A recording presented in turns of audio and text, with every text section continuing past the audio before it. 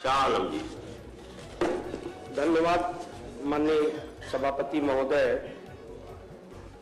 कि आपने मुझे बोलने का मौका दिया। मान्यवर, मैं हथकरघा उद्योग बुनकर समाज की पीड़ा को बोलने के लिए खड़ा हुआ हूँ।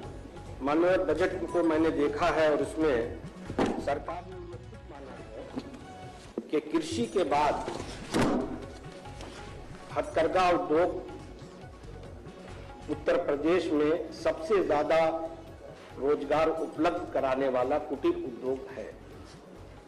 मगर माननीय सभापति महोदय, जब मैं उसके नीचे पढ़ता हूं तो मुझे बड़ी निराशा होती है, क्योंकि सरकार जब ये मानती है कि बुनकर भाई हमारे इस उत्तर प्रदेश का एक महत्वपूर्ण अंग है और किसान भाइयों के बाद प्रदेश में उनका दूसरा स्थान है, उनका दूसरा योगदान है एम्प्लॉयमेंट जनरेशन में, मगर जब मैं ये देखता हूं कि उनको दिया क्या जा रहा है, 8 लाख। अभी हमारे भाई ने कहा कि बहुत बड़ा बजट है, ऑफकोर्स बहुत बड़ा बजट है, उसमें कहीं संशय नहीं है, लेकिन इस बड़े बजट में बुनकर भाइयों के लिए दिल इतना छोटा क्यों है? और मुझे तो एक चीज की और बड़ी निराशा हुई देख करके कि आदरणीय स्वर्गीय पूर्व प्रधानमंत्री जी अटल बिहारी वाजपेयी साहब, जिसका हम लोग सम्मान करते हैं, हमारे भी आदर्श है, उनके नाम पे भी एक योजना चलाई, मगर मात्र पैसे का जो प्रोविजन किया गया वो 400 करोड़। तो मेरा कहना यह है कि कम से कम उनके नाम की गरिमा की ही लाज रखती सरकार। अब देखिए, मैं माननीय थोड़ा सा 1 सेकंड लेके ये बताऊं कि मेरा जो पॉलिटिकल जो जीवन शुरू हुआ वो मुबारकपुर विधानसभा से मैं विधायक हुआ और रिपीटेडली 2 बार हुआ, जहां पे 1 लाख से ऊपर बुनकर भाइयों की आबादी है। मैं उनके हर दुख दर्द, उनके जीवन शैली, उनकी जीविका, मैं हर चीजों को मैं बड़ी भली भांति जानता हूं, क्योंकि हमने बहुत करीब से उनके दुख दर्द को देखा और समझा है। इनकी पीड़ा हमारे किसान भाइयों से किसी भी तरह से कम नहीं है। मैं सरकार को एक ठीक है, हम लोग विपक्ष में हैं, हम जो कहते हैं अक्सर ये कहा जाता है कि भाई ये तो विपक्ष में है इनका बात, लेकिन कभी कभी विपक्ष की बातों को भी सकारात्मक रूप में लेकर के उस पर विचार करना चाहिए, ऐसा मेरा सरकार से अनुरोध है। इसमें थोड़ा और पैसे का प्रोविजन बुनकर भाइयों के लिए करते।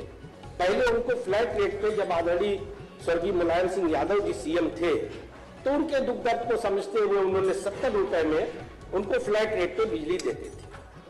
अब वो खत्म कर दिया गया और वो खत्म करने के बाद बड़ी मंथन करने के बाद अर्ध हाफ पावर पे 400 रुपए देना है। उसके ऊपर अगर 1 हो जाए तो उनको 700 रुपए देना है। तो ये बहुत बड़ा बर्डन है। अगर वाकई में आप उनकी चिंता करते हैं, अगर मानते हैं कि ये कमजोर तबका है और इसका बहुत बड़ा योगदान है हमारे प्रदेश में, तो कुछ और दिल बड़ा करके उनको आप दीजिए। मैं आपसे पहले ये मांग करता हूं बुनकर भाइयों के लिए कि आप उनकी सब्सिडी अगर पुराना नहीं कायम कर सकते तो आप ज्यादा से ज्यादा 200 कर दीजिए।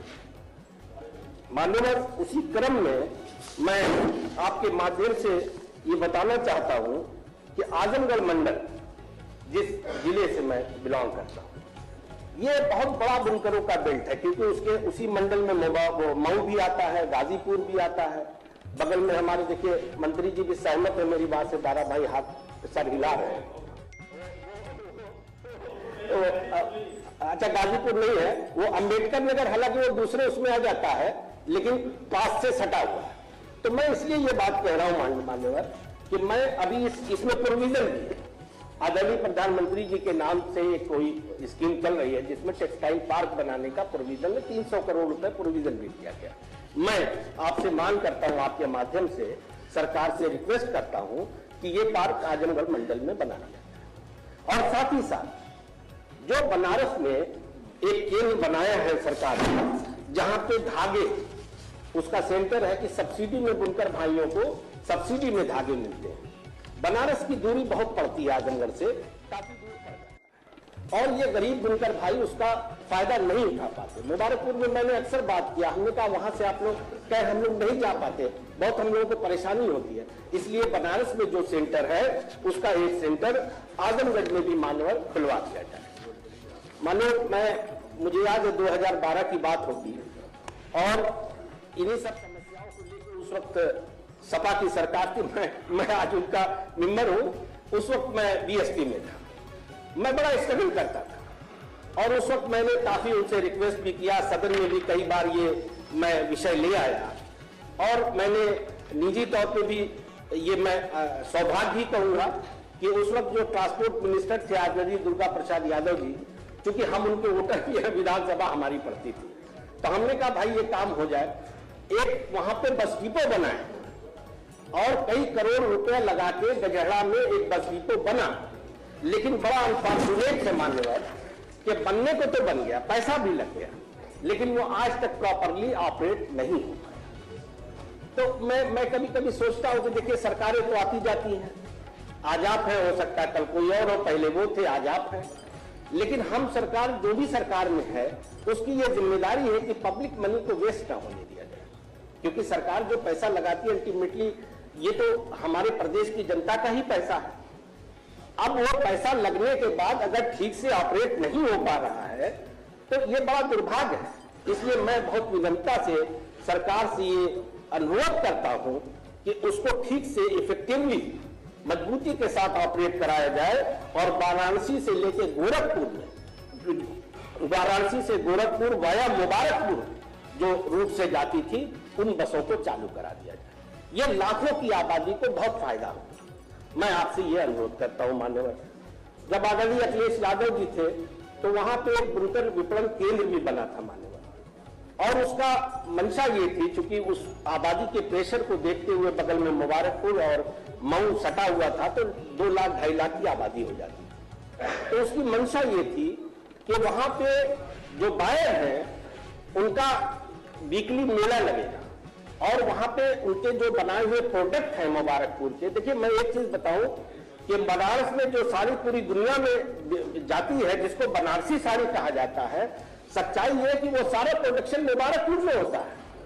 उन बेचारों का दुर्भाग्य ये है कि उनकी अपनी जीआई नहीं है, इसलिए दूसरे ट्रेडमार्क पे उनको बेचा जा रहा है। अगर उनको जीआई मिल जाए तो उनका भला हो जाएगा और वो विपणन केंद्र भी अगर इफेक्टिवली मान्यवर, अच्छा मैं बंद कर देता हूं, वो अगर विपणन केंद्र इफेक्टिवली एक्टिव हो जाए तो बुनकर भाइयों का फायदा होगा। मान्यवर मैं समझ गया आपकी बात को, मैं अपनी बात खत्म कर रहा हूं। मैं आपके माध्यम से सरकार से बहुत विनम्रता पूर्वक हाथ जोड़ करके बुनकर भाइयों के बजट को बढ़ाने की मांग करता हूं, उनके लिए विशेष पैकेज की मांग करता हूं। सरकार से ये बताना चाहता हूं उनके वकील की हैसियत से कि बुनकर भाई इस प्रदेश का एक रीढ़ की हड्डी है, उनको कृपया कमजोर ना होने दिया जाए। धन्यवाद। दोस्तों नए हो तो चैनल को सब्सक्राइब कर लें, खबर पसंद आई हो तो इसे लाइक और शेयर करना ना भूलें। धन्यवाद।